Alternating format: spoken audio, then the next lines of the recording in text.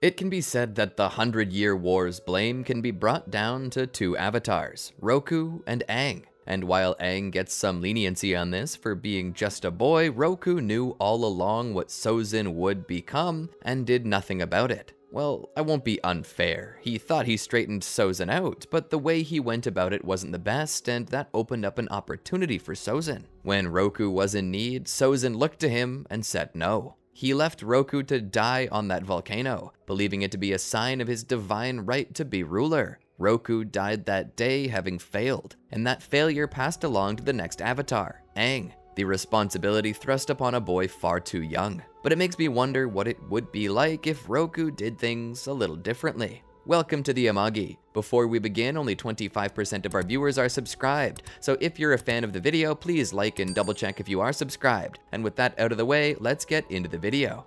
It was the happiest day of his life when things echoed an omen of death. But then again, isn't that just the way? It's as if happiness is illegal for an avatar to possess. Ta Min, such beauty, body, mind, and spirit. All of her was perfect, ravishing. Her presence intoxicating.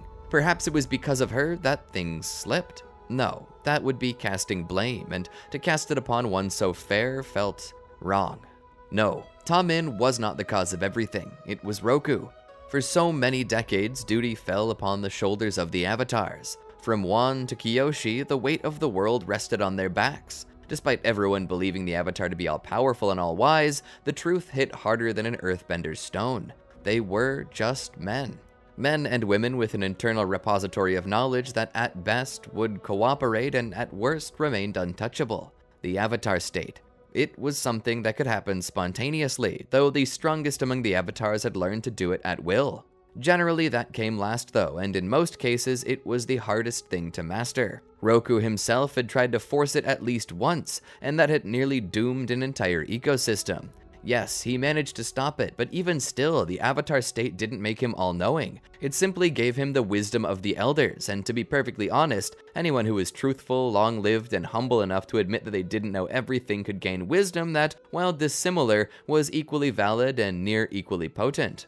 Especially when Roku came to realize that the biases of the past still existed within him. Some avatars were just too stubborn. Some of them could offer wrong answers. In the end, they were but a council like any other, and that council was itself fallible. And so the weight of the world rested upon the shoulders of a man who did not even think himself worthy to walk the world, at least not in the capacity others thought he could. The legends of the avatar grew with each passing generation, and the bigger it grew, the more pressure was passed on to live up to that. In the end, even the avatars forgot that they were just humans. Extraordinary powers and circumstances gave rise to duty and responsibility, which was only right, but the avatar was no savior. The avatar was no messiah. The avatar was just a man, and that man was not able to see the future, was barely able to see the past, and was blinded in the present, be it either to hubris or modesty. Either one thought they were too good to make mistakes and therefore set the earth ablaze without knowing, or they thought they weren't good enough and simply couldn't see past their own inefficiencies to help the world. Frankly, Roku was closer to the latter, though he also had, in his many years of training, come to realize the importance of self-confidence, to maintain balance and to know your place in whatever order, be it ecological or societal, that you found yourself in. After all, wasn't that the job of the avatar? To restore balance? It was funny that the avatar, after all of their trying to maintain balance in the world, that, of all things, the avatar's own self was unable to find it. The avatar's path was long and hard, filled with self-criticism. Sometimes it seemed that the avatar state was good for nothing more than simply self-criticism. Kyoshi was one of the loudest voices of said self-criticism. Whether it was Roku or Korok, Kyoshi's discontent toward any avatar that she deemed unworthy was scathing. Korok was a bit more gentle than her, but his life hadn't really amounted to much anyway. Nothing but his own death. Nothing but the deaths of his close friends and families, and a bad name being spread among the spirit world of a spirit killer.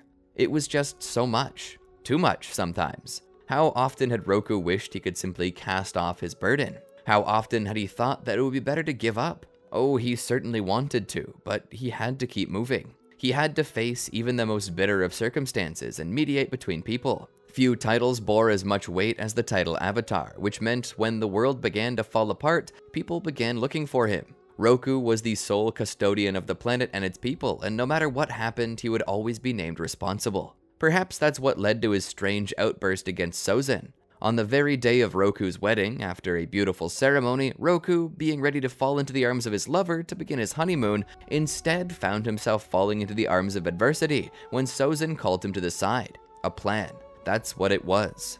A plan to bring peace and order to the world, Sozin called it. Roku, skeptical, listened to what his friend had to say. After all, it was Sozin. He knew Sozin's heart. They had been friends for a long time. Surely whatever he might say had merit. After all, he was the Fire Lord of the Fire Nation, a contender for the spot of the world's greatest superpower, only the Earth Kingdom standing in rivalry. Sozin was Roku's well-meaning friend whose heart always seemed to be turned towards him, for the most part. Roku couldn't deny Sozin's love for his nation and his own particular bias towards making it a better place, even if it meant he had to make sacrifices. But all the same, Roku put aside everything he thought about Sozin to listen to him. If Sozin was going to bring business into the moment, then he would have to deal with business Roku, not friend Roku. And so, the moment that Sozin mentioned bringing balance to the world by expanding upon the empire he already had, Roku was shocked. Business Roku was shouting in his head to stop the dictator now, don't wait. Friend Roku resurfaced to mediate between these things, between the id and the superego. Roku shook his head. No, Sozin, we can't do that. Disgusted at the concept of his friend's plan, he let Sozin know how he felt about it and then demanded that they speak of it no more. Perhaps that was Roku's mistake. He shut down the conversation. He was just so tired. Today was his special day. It was Roku's special day, and he didn't want to ruin it with the stress of work. If perhaps it had been on any other day, maybe Roku would have been open for a deeper conversation on why it was a bad idea, but it wasn't. It was on the happiest day of his life that Roku was demanded to make a decision. Can you really blame him though? Spending years and years of training, focusing on your role without rest, only to get one day off, and then your best friend of all people reminds you that the role demands you stay on your toes. One could hardly condemn Roku for being tired, but perhaps that wasn't the biggest issue. If Roku had simply told him that he disagreed and that they should talk deeper on it another day, maybe things would not have taken a turn, but he hadn't. And now that he was married and enjoying his new life on a secluded island gifted to him by the Fire Lord himself, Roku simply let it go. That was until years later, while surveying the land after rumors that Roku discovered that Sozin had gone along with his plan anyway. There were now Fire Nation colonists occupying the islands off of the Earth Kingdom's coasts. Rage, fury, anger.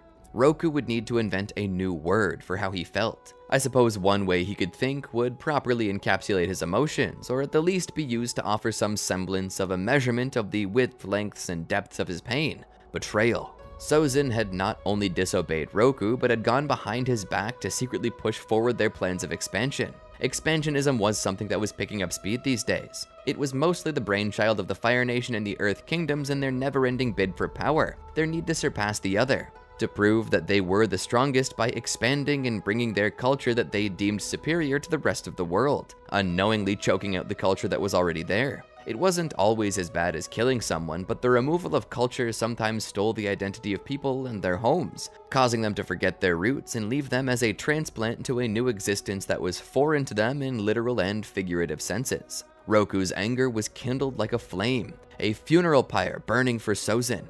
He felt in that moment that he could kill the man, and as he strode through the halls of the castle toward the throne room without an invitation, guards and servants alike attempted to slow him down. There were protocols that even the Avatar had to follow. Damn their protocols. Roku wasn't going to wait any longer, and he dared not even stop to speak with anyone else, merely pushing past them for fear that somehow a long-winded conversation might dampen his wrath and make him all the more forgiving. No. He was enraged. He wanted Sozin to taste his anger. Was it duty or pride? Was it that Roku truly was getting full of himself and his title, believing that his word commanded even kings to bow? Was Roku losing balance within himself again? Emotions, while powerful and common among humans, had their place, and this was not it. Emotions in the middle of diplomacy, when misused, could destroy peace talks and cause international incidents. As Roku came to the door of the throne room, he stopped. He was about to knock the doors off their hinges just to make a point, but as he reared back his hands to prepare a gust of wind or a blast of fire, he stopped. He felt something within him, a sudden cooling of his spirit, as if someone had thrown water on the burning coals of his emotions. He calmed. I can't do that. I can't use intimidation. As he thought about it, he remembered his feelings for Sozin. He remembered his history. They weren't just friends at this point, they were brothers. And while brothers did squabble, it was important for Roku not to go too far overboard. He didn't want to humiliate Sozin. He wanted so badly to threaten him. He wanted a fight in some capacity just so he could humiliate him by destroying everything he used to prove his superiority, and then leave him dangling from a pillar via wedgie. But now that Roku was thinking about it, that would be going too far.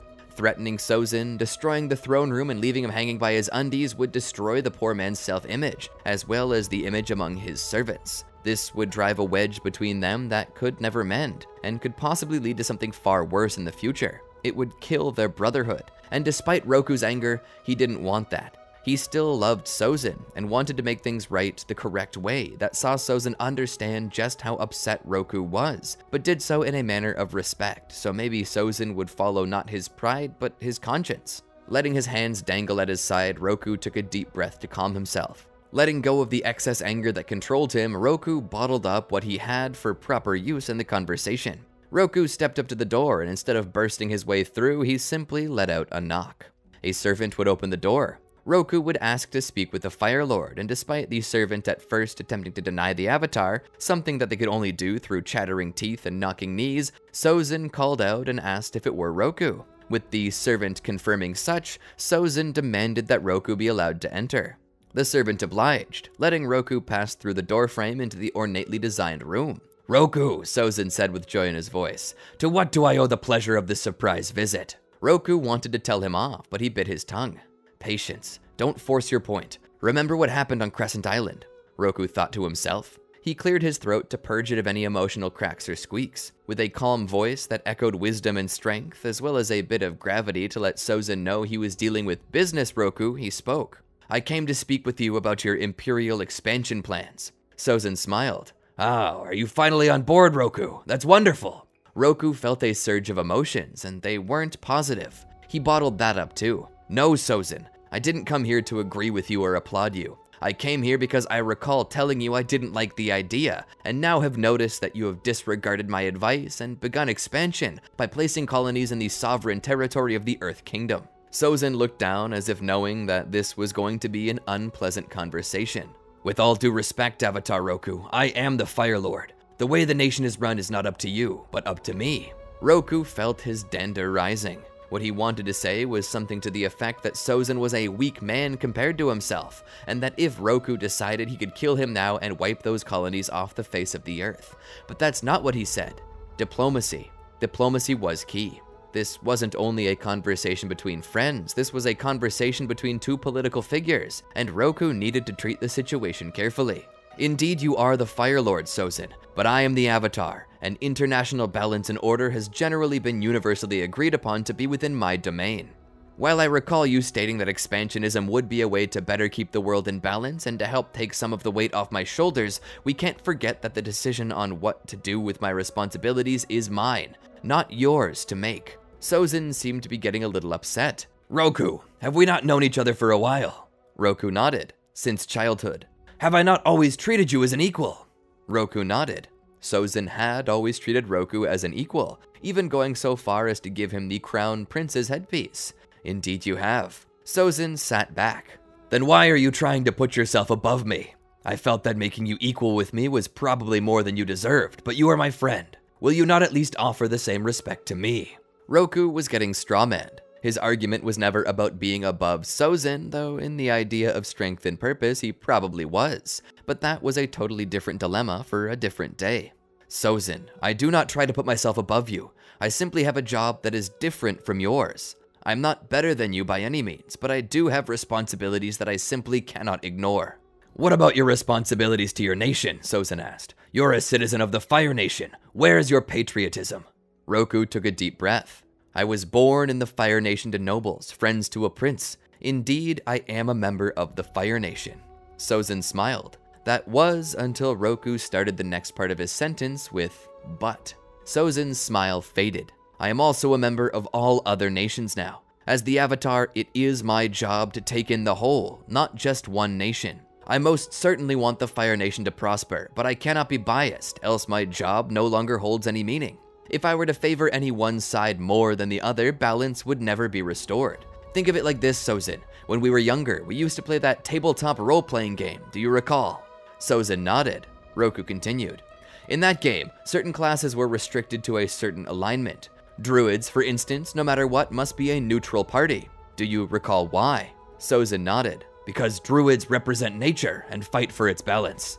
Roku nodded. If I were to equate our roles, you would be like a paladin. Your charisma and desire to do that which is good has you leading others to follow along with your code. But instead, we're not speaking of a religious code, but a patriotic one. To you and your people, you are doing what is right. But the same could also be said of the Earth Kingdom expansionists. In the end, you will come into conflict with them, and the world will burn in the fires and stones of war. As for my class, I am a druid. I keep the balance. I mediate between the big personalities in an effort to stop the fighting. But does your attempt to stop the fighting not cause more fighting? Furthermore, are there not times in your book where fighting is right? Sozin asked. Roku nodded. Yes, and there is, Roku said. He continued. Fighting does occur between nations, and balancing the world is truly a feat of patience and dedication.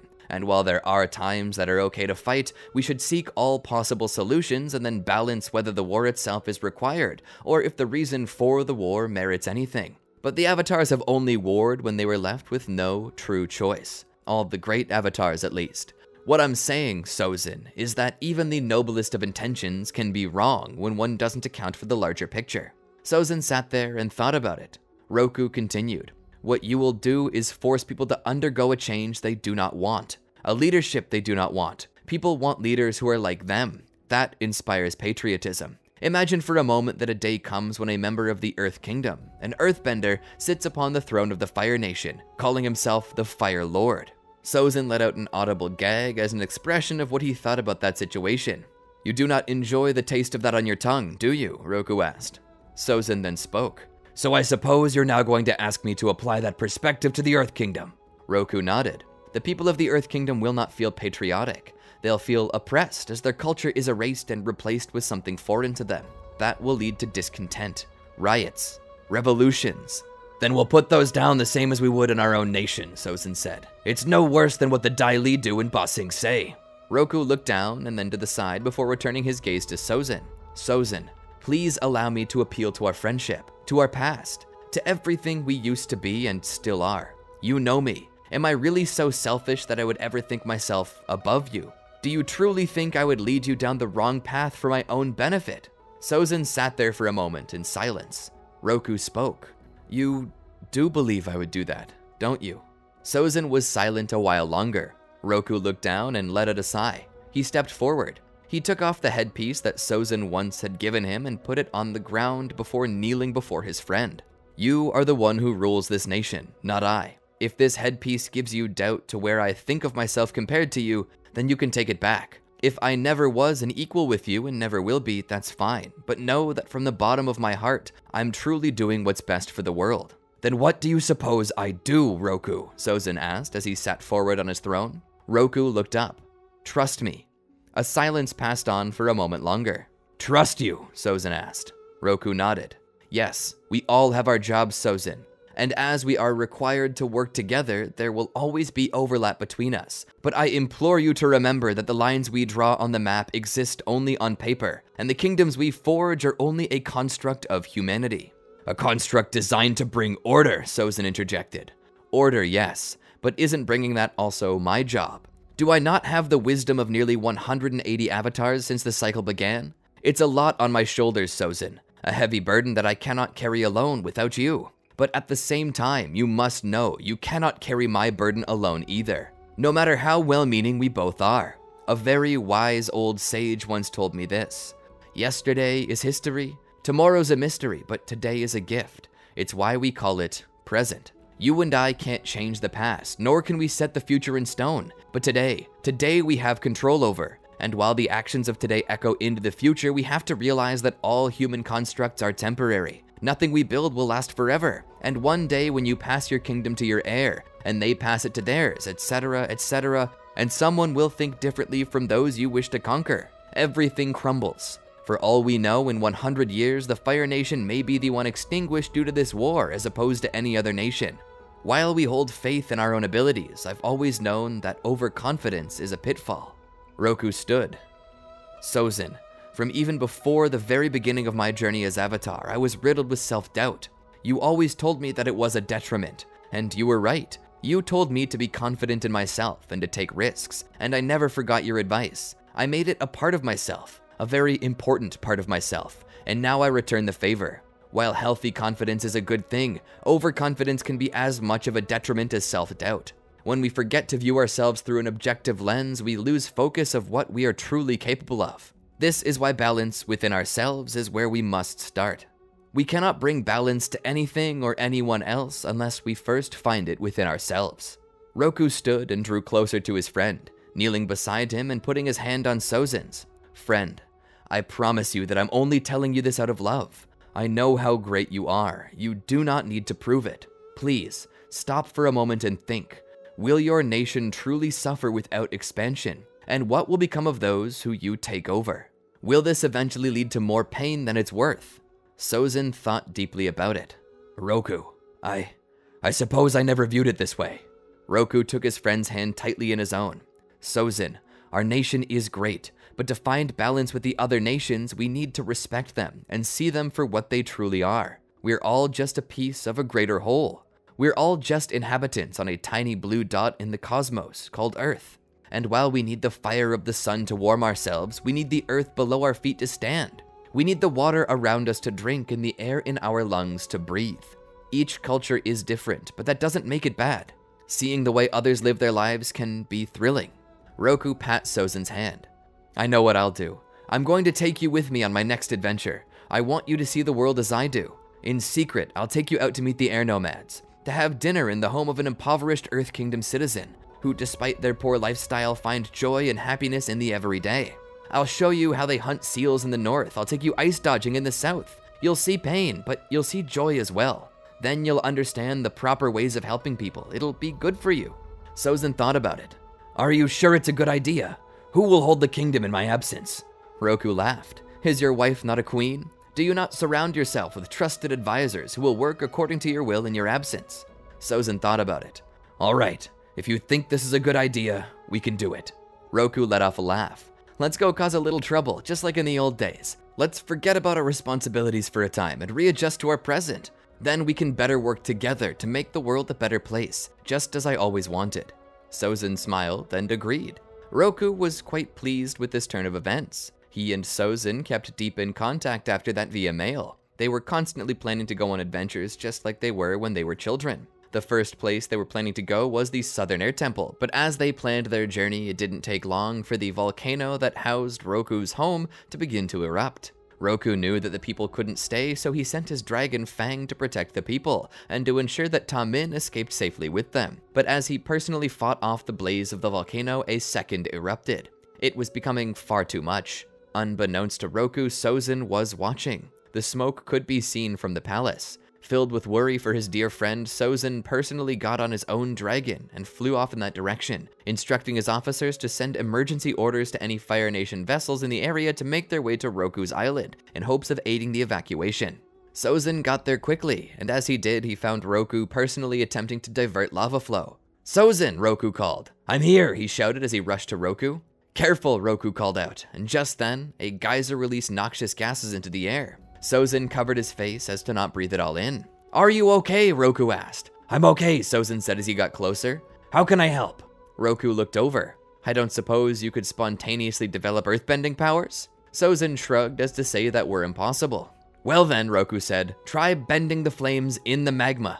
Try to push it back as I create a channel for it. Sozin did as commanded. It was one of the toughest feats he had ever attempted. He was holding back the force of a mountain. Roku began creating a channel and a levee to keep the molten lava from getting too close to the town. For a time, their plan was working, but as the lava continued to flow, the channel and levee would be flooded. This meant that they had to keep doing it over and over again. It just seemed like there was no end to the lava. They kept moving back. I think the town is doomed, Roku said. We need to get off the island.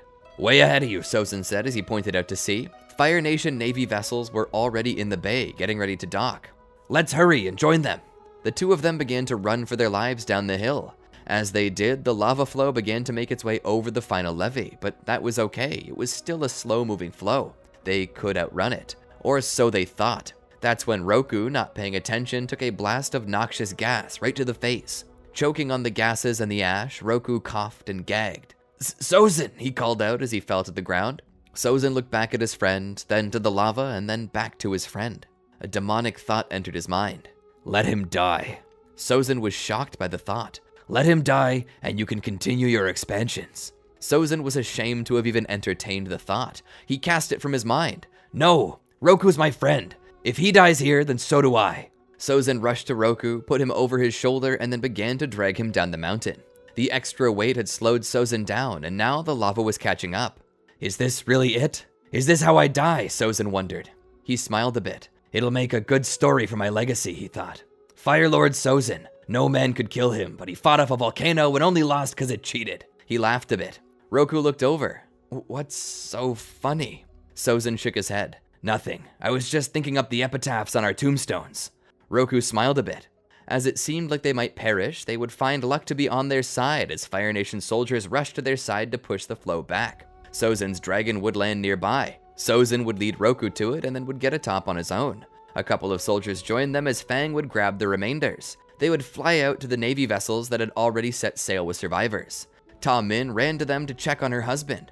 Sozin declared that he would survive, much to Ta Min's relief. She thanked him so much. Sozin looked to his friend and took his hand as they loaded him onto a stretcher to bring him to the medical bay. "Thanks, Sozin.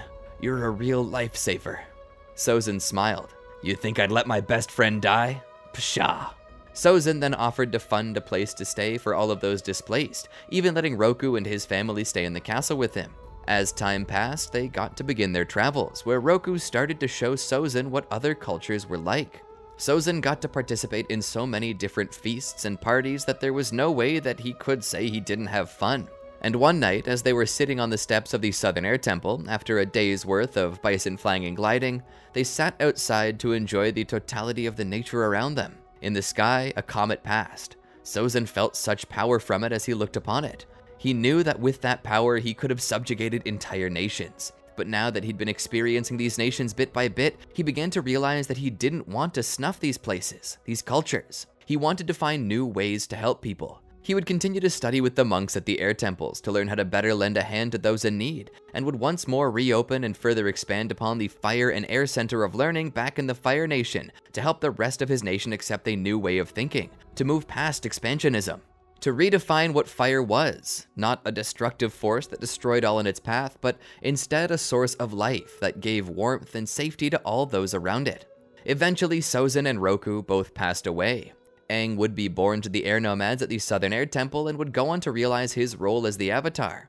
Azulon would succeed his father as the Fire Lord and would seek to continue maintaining the peace his father stood for, having met Roku personally and having been raised by his father to value the peace and balance of the world. When Roku passed away and Aang was named the next successor, Sozin watched over Aang for as long as he could until he too passed away. Then Azulon would continue the tradition, being there for Aang as long as Aang needed him. Aang was welcomed to the Fire Nation capital quite often under the watchful eyes of Gyatso. Aang's relationship with the Fire Nation royalty would continue to grow stronger, to the point that Aang himself was asked to be there for the birth of Azulon's firstborn son, Iroh.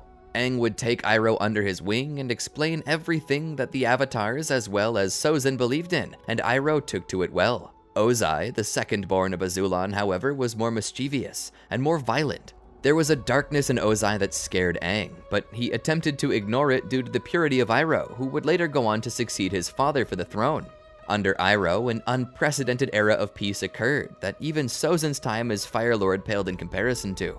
Iroh declared a new holiday to bring people together, National Pai Show and Tea Day, where people were to get the day off, enjoy some tea, and play a few rousing games of Pai Show. The celebration would pick up steam in other nations as well, where it became an international hit. With the closeness of the Fire Nation and Air Nomads to the Avatar, it didn't take long for goodwill to spread among the Water Tribes, in which a strong bond was formed. Despite them being opposites, they considered each other as the sun and moon, and understood that neither could exist without the other to define them. The last kingdom to hold out was, of course, the Earth Kingdom. They never did let go of their power, nor their controlling nature. The Earth Kingdom's expansionist ideals never died down, but instead grew over time until they became the threat that the Fire Nation once posed. What started as a revolution against an uncaring government became a full-on reformatting of the Earth Kingdom, moving away from a monarchy and into a military state and dictatorship. This military dictatorship began to expand its horizons against the other nations, but due to the connections the Fire Nation had made with the air nomads and water tribes, they managed to hold their own until the Day of Black Sun, in which the Fire Nation lost its power. But thanks to the water tribe and the air nomads, very little territory was lost. Then, when the return of Sozin's comet eventually came, the Fire Nation spearheaded an assault straight into Ba Sing Se, where the avatar of that time, Korra of the Water Tribe, and Fire Lord Iroh managed to defeat the Earth Kingdom. They returned autonomy to the Earth Kingdom after that, and a great democracy was placed in the stead of any autocracy, be it monarchy or dictatorial regime. With the war won, Iroh would go on to retire from the position of Fire Lord, naming his son Lu Ten as the next one. The Order of the White Lotus would accept Iroh as one of its grandmasters, and he would help reform what was once a club into a secret underground network of intelligence and shared wisdom that would seek to help guide the world. Roku's statement that even the Avatar couldn't bear the weight of the world on their shoulders alone was not lost on this group, as they actively sought to aid the Avatar in any way they could. And because of them, as well as the actions of every Avatar thereafter, peace lasted for many more ages. Wars would come and go, but balance would always be restored. And that's what I think would have happened if Roku and Sozin had never given up their friendship. It's funny how just one mistake can alter the course of history. Just as I said earlier, the blame can be put on Roku's shoulders, but is it really fair to treat him like that? He was just one man. Maybe an extraordinary man, but a man nonetheless, and his failures only reflect the fact that he is, as he and everyone else knew, not perfect. That's why he needed friends, why he needed to surround himself with a support system. While it seems impossible to change the world for the better, one person can make a difference, even if only in the life of one other person. If that person makes a difference in the life of someone else, well, it just keeps on stacking now, doesn't it? The entire world is made up of individuals, and if we continue to work individually as well as internationally, then maybe we can help the world become a better place. All it takes is using the love we're given and passing it along, just as God always wanted. Anyway, what did you think of the video? Did you enjoy it? If so, leave a comment down below and tell us. And don't forget to like, subscribe, and ring the bell to be notified when more videos like this drop. And if you're still looking for some more entertainment to tide you over, try one of these videos here. Until next time, peace out.